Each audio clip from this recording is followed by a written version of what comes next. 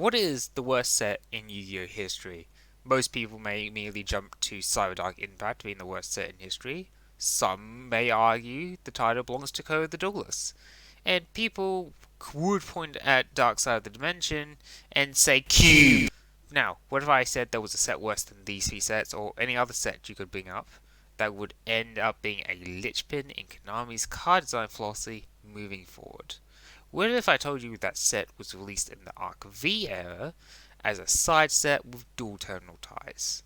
You probably think I'm bullshitting you, and well, I'm being 100% serious, but how can I be serious when all you have to look at is a half-assed background?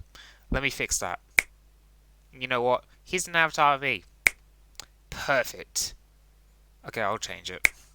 So you may be thinking, what is this horrifying set that defined Yu-Gi-Oh moving forward? And first, I'm sorry that I hyped it up too much, so don't have big expectations. And second, it's the Secret Forces. You know, the set that gave us Solitaire, Gishi Monarch Edition, and Proto Furry Agenda. Yeah, I'm saying that set is worse than the other sets that I mentioned. Crazy, I know. I mean, if we break it down, those sets have, well, some quite good parts, frankly. Cyberdark Interact may have introduced the garbage column mechanic, or did it a disservice considering Mech Knights exist, but that set also introduced a lot of stable cards for stun decks, such as the Barrier Statue lineup and Vanity's Fiend. Code of the Duelist did ruin the link mechanic for many people by giving it the tools to enable U-Link, but by the same hand, it also showed that links were a reliable mechanic that we should care about, and Konami did learn their lesson. Onto the release flames of distraction, but let's not talk about that now. We can save the impact of Link Era for a future essay. And before you ask, yes, Dark Sides also have its upsides, because it not only gave us some, well, another viable variation of Blue Eyes, it also introduced the Blue Eye staple that's such a stable card in the deck. They kept re-releasing that set, because they didn't want to pour another set, the cheap fucks. So you might be thinking, what am I trying to argue here by saying Secret Forces is worse than these sets when you can argue two of the archetypes in the set had a bigger impact on the meta than most of the stuff I listed? Well, I would simply respond by saying you hit the nail on the head. Because that's what I'm trying to argue here. I have this hot take that Secret Forces is the best and worst set in the game. It sounds ridiculous, but what I'm trying to say is that Secret Forces is somehow the best and worst set in YuGiOh history due to the fact that it's so poorly designed. It's not only have broken the meta for a period of time, but it also exposed how bad Konami is at making sets at the time, and while also influencing their design philosophy moving forward. I'm hoping to prove at least two of these points as we talk about each archetype in this set that contributes to why I think, keywords I think, Secret Forces is the best and worst set in Yu-Gi-Oh history in terms of impact on the meta, both short and long term, how it influenced Konami's design choices moving forward, and why it just is well, so sloppy in terms of planning. So, where do we start?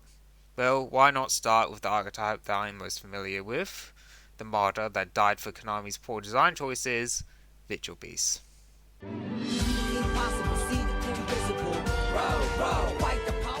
Now, if you have been with the channel for a while now, you would know that I have made a video on Virtual Beast, and in it I did allude to why I think Virtual Beast is a poorly made archetype.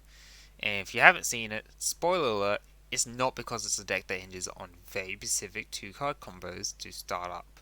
Although that is a factor. No, what made me say that is the fact that the archetype is an example of shoddy future proofing. In fact, it's so shoddy, it just took out the future part and just went straight to proving why once per turn effects are important to modern Yu-Gi-Oh! On release. For context, around this time, once per turn effects weren't exactly well constructed in Konami's design philosophy. They were there, but due to phrasing, they were interpreted as soft once per turns. For those who are uninformed, there's two kinds of once per turns, hard and soft. Hard once per turns make sure you can only use a card effect only once during that turn. Something you will see often in more modern archetypes like Time Thief, Dogmatica, and really anything made post Arc V era. Soft once per turns let you bypass this by letting other copies of the same card use the effects even if you have already used that effect. This is how archetypes like Inzektor, Gishi, and Dragon Rulers were able to do their crazy board building combos despite having once per turn effects, and the same goes for Ritual Beasts. While soft once per turn effects have been a problem, Ritual Beasts was really the straw that broke the camel's back in this case. You see, Inzektor's combos relied on one card to board build, so they were somewhat balanced in that fact, and the other two should have been a wake up call that Konami needed. It looked like it took the third time to make Konami wake up and fix this scourge. Honestly, the worst part about all this is the fact Ritual Beast is like a small child when compared to the other decks that abuse soft ones per turn effects, yet is often blamed for the whole ordeal when it's not Dragon Rulers, but there's a good reason for that. You see, Konami was on the ball about erasing a mistake that was soft once per turn effects from the meta during the start of the Arc V era. To a degree, Konami would hit Dragon Rulers properly 2 months after Secret Forces dropped in their April 2015 ban list, alongside with 2 half-assed hits to Nekroz, something we will discuss later. Unfortunately, it would take them a further 7 months to limit Ulti Cannonhawk. There was a solid 7 months where Ritual Beast was the only deck in the meta using soft once per turns. I think. I don't know what's the status of Nekroz, so you're going to have to take my word on this. Seeing it was effectively the last hurrah of a dying mistake, it makes sense it would stick out more in people's minds. It was given 7 months to champion the mechanic without someone stealing its spotlight. Well, there was some decks stealing its spotlight, but I think Nekroz should wait his turn, so let's ignore them for now. Now, since we explained why Ritual Beast left such a distaste in the general player base at the time, despite not being the worst offender, what matters now, what is the overall impact of Ritual Beast during these 9 months it was allowed to exist in the meta? Well, for that, it's time to throw out the statistics. Thanks to the kind people of Reddit who directed me to this useful website called YuGiOh Top Decks, I was able to find the top deck results for these 9 months, and the results were interesting. Aside from Yosenju being in the top 15 decks of that 9-month period, destroying all my preconceived impressions of that deck, we can see Ritual Beasts aren't on this list. Something that baffled me at first until we clicked on the Ritual group, and look at that, we have Ritual Beast results, but not within our time period. As you see here, there's only 3 top cut results for Ritual Beast, and all of them are not within the 9-month period. The only results that fit in our time period are Cyber Angel variations, which may have seen a spike of popularity due to a certain set of reprints present in the set. As for our 3 Ritual Beast results, well, one of them looked like it was using Topological Bomber Dragon as it's been gone, and the other 2 just happened after its link was released, implying that it only got results when it was either being used to proc a nuke effect or after its link was released. Or I would be saying that if the website didn't screw it up, because the actual results for this time period aren't hidden in Ritual, but in Beast. Totally not salty that I had to rewrite a whole paragraph on why Ritual Beast possibly had no impact on the meta for the whole 9 months. Not mad at all. To pretty much sum up the news information, Ritual Beast during its 9-month period, where it could have gone completely ham before its hit in November, it was effectively a consistent top 8 deck, with only one top during its peak, which is impressive for a deck with crippling case of fragile combo-itis. What makes this more impressive is the fact that it was doing this in a meta for Cool Force, Nekroz, and other control decks. And this was also when hand traps were becoming more relevant with the introduction of the Ghost Girls and Psyframes. Something interesting to note is the fact that it dropped off the face of the earth following Ulti Cannonhawk limit until September 2016, where it got a single top 8 cut, which I would call a fluke, to be honest. Let's remember, this deck was so fragile it could die to a single well-timed disruption, so considering the fact it was able to perform so well despite that, really speaks volumes of how strong soft once per turns was. Reducing one of its key playmakers down to 1 may have been enough to stop it from being relevant, but of course that would happen if you cripple the deck's ability to build a solid pool of resources needed to fuel their boss monster. To end this part, I should answer the question of how does this fit in to prove my point. Well, we just talked about how a deck abused soft once per turn effects to become a serious contender despite having to compete the likes, well, of much better and consistent decks, frankly. As the final champion of a dead mistake, it did well to cement itself in the minds of many as a deck to be feared. So I would say its impact on the card game was quite big, which does help prove my point so far. The question is, will the next two archetypes do the same?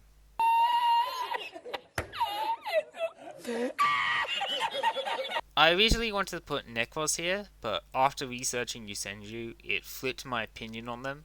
You see, in the Yosenju video I originally made, I implied Yosenju did nothing at all in the meta, because who would think an archetype of chain summoning furries with limited disruption options would do well in the meta? Well, apparently not me, because they did do something in the meta, even if it was tiny. Also worth mentioning, my original intention for this segment was discussing why Yosenju should have not been included in the Secret Forces set, and how they contributed to my argument from a planning aspect. It's still a big part of my argument, but we're going to be putting a bigger focus on the meta relevance than originally planned. Also, I'm hoping this part won't be as bloated as the Ritual Beast part, and that was more because I had a lot to say about a problematic issue. With that out of the way, it's time to discuss why Yosenju shouldn't be in this set. What makes this argument easy for me is that I could just point at Yosenju and say it's an anime archetype in a Duel Terminal set. In fact, it's the last Duel Terminal set, since after this, Duel Terminal would be finished off in Cross Souls with the introduction of Zephyr. Although, fun side note, Zephyr was reprinted in Pendulum Evolution, which was a very strong pick for my honorable mentions for best worst YuGiOh set in history. But that would only apply to TCG. Still, a dumb decision to make a structure deck into a side set though. I'm surprised Zephyr wasn't put into this set, considering that Cross Souls was only released a month before Secret Forces, which, to point out again, since the Yosenju video, had cards in it which were completely worthless for a month due to this release schedule fuck up. But now apparently this applies to the lore too now. Imagine releasing a set with the finale of the Duel Terminal lore, but neglecting the released story fillers before them. Okay, I'll stop bashing the release schedule and get back to the point. If we look exclusively at all the support that was only released during this time period, the deck is awfully lackluster due to the fact that most of its cards in this set was just a straight anime port. Remember, problem-solving cards like Hitar and Sylvia's First Learner didn't exist yet. That's right, these poor kids had to run the gates as their scale, and no one should be made to play with the gates. Of course, they would have access to the Fire Formation cards, which were good filler options, but even with that, the deck was very bare bones. There were 3 archetypal ways to search their Yosenjus, and each of them were really slow. Training grounds relied on summoning to get started up before you could start searching. Magat, I'm begrudgingly putting here because it technically searches by summoning a body from the deck, but he requires a tribute, and that target may not be returning to the hand. And Oyam, which is conditional. While we're on the topic of Oyam, he was the only archetype option in the deck in terms of defensive options at the time. Note that I'm saying archetypal a lot, because that's the main problem with the set. It has bad archetypal options, but this is YuGiOh, and good generic options do exist. So let's look at the metadata and see how the top decks made this archetype playable. Going back to our good friend YuGiOh top decks, we can see Yosenju was number 11 in the top 15 decks that were rampant at the time. All 3 Secret Forces archetypes were played in the meta. Not very impressive to be honest, but for a filler archetype, it's passable. The real question is, what helped it? Well, looking at the cards they had in common, it used a small Firefist engine to search out 10 key, but more importantly, it abused a lot of good floodgate and removal options like Vanity's Emptiness and Exciton Knight. But most importantly, the now banned cards Snatch Steal and Max C. Ah yes, the anti-combo deck wants to run the cards to stop combo decks. Who would have known? Anyway, yeah, Yosenju is just like most mediocre archetypes. It's not carried by its good archetype cards, it's carried by good staples. there's nothing much else to talk about here or to mock, so let's sum up this part. Honestly, the deck had an interesting gimmick, but it had no cohesion to keep it together to make it work. It's the jack of all trades problem. Had one of everything, but no way to glue those things to make one solid game plan. This is why I think Yosenju shouldn't have been in this set. It's not a deck builder archetype. A deck builder archetype is effectively playable out of the set with a solid win con. This deck feels like it belongs in a main set, where it would have gotten its support released over multiple waves, had each wave planned out based on how the current cards landed with the player base, and in the long run, eventually have more cards to make it playable. Yosenju didn't get that. What they got instead was being used as filler in a set it didn't belong in, most of its release being straight up anime imports with few original cards that were given not really much to do for the deck. Yosenju got the short end of the deal, being screwed over by Konami's poor decision making, which is a repeating trend at this point, and will continue to repeat as we talk about our final archetype, Nekroz.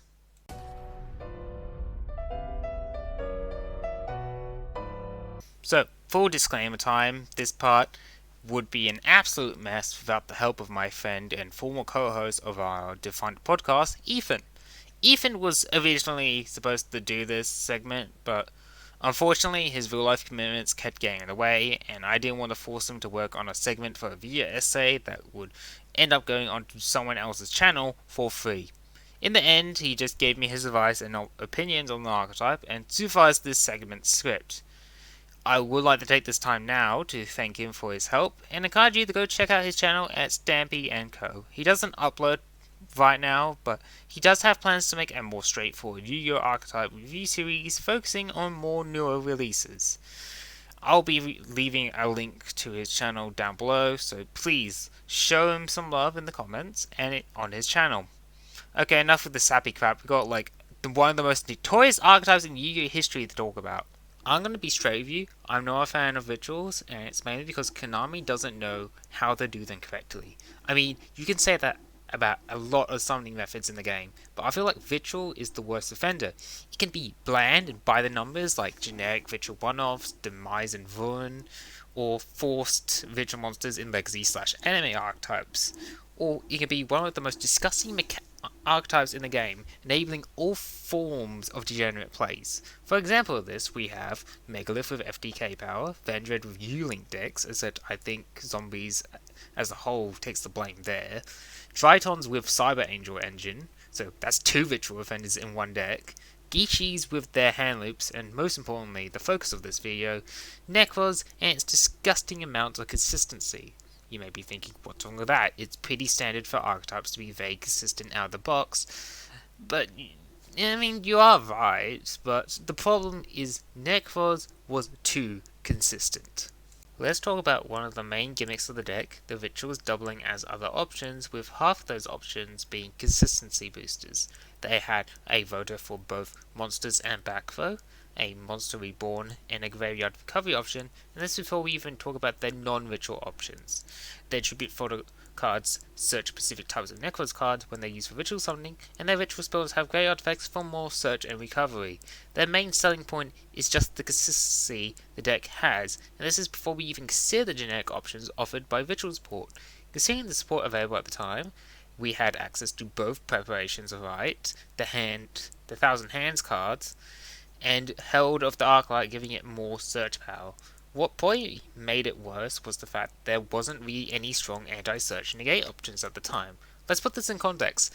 Ash wasn't released until 2017, 2 whole years after Nekroz's release, and the best hand trap options to stop them at the time were Psy-Frames, which were only good for 1 negate due to their card design. This meant the only options you had going into this deck was either to go first and set a bunch of negate options in Floodgate, which weren't that good at the time, since the only ones worth mentioning is Vanity's Fiend, or hope your opponent bricked, and we just talked about how Nekroz has a truckload of search options, so the second option doesn't exist. So realistically, unless you were playing a dedicated stun deck like Barrier, or one coin flip and was able to win game 1 and 3, Nekroz pretty much was free wins for anyone with half the brain cells required to power up the deck.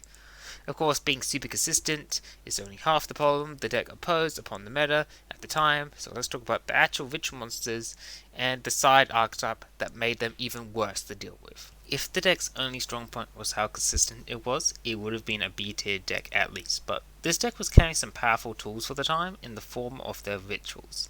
To quickly list the tools available to them, we had a field and graveyard nuke, back row removal, Trishula, draw power which triggers Nekroz tribute effects, generic removal, extra deck removal by shuffle, extra deck removal by battle, and most infamously known, two forms of extra deck negation.